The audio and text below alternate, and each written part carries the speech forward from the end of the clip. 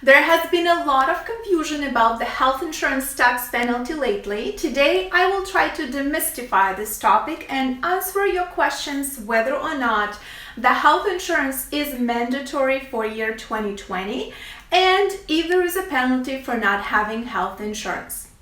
So, as you know, the Affordable Care Act required everyone in the United States to have health insurance or pay a penalty up until this year.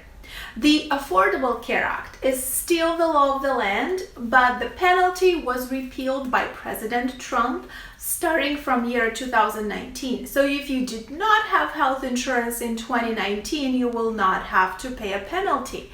Well, too bad if you didn't have health insurance and your penalty was paying the big bucks for medical care, but that's a different topic. Anyways, for year 2020, things have changed a bit. California and a few other states implemented the penalty again starting with the year 2020. I am in California, and in this video I will talk about the penalty and exclusions available in our state. So again, the new individual mandate for Californians starts in year 2020. The penalty for not having health insurance starting with the taxable year 2020 will mirror the one under the Affordable Care Act, which was $695 per adult and $347.50 per child under the age of 18, or 2.5% of the annual household income, whichever is greater. Now, whichever is greater is a tricky one. I had a client a few years ago whose income was $280,000 per year. He was a contractor here in Silicon Valley, so he did not have health insurance provided by his company and did not have an individual medical plan. Back in 2017, he did not have health insurance, so he called me to get insurance for the following year. Here's why. His penalty for the previous year was $7,000. Just to give you an idea, a 30-year-old guy could have bought the cheapest plan available in Santa Clara County for like $200 a month, which is like $2,400 per year. He would have had insurance and saved big bucks instead of paying the penalty.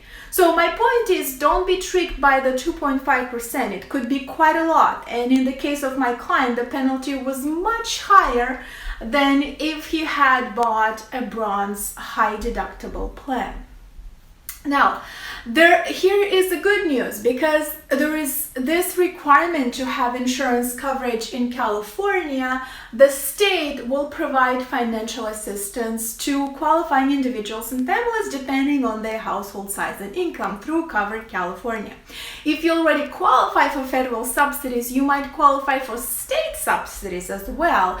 I have a separate video on the income limits, and I will post the link in the description of this video. Take a look.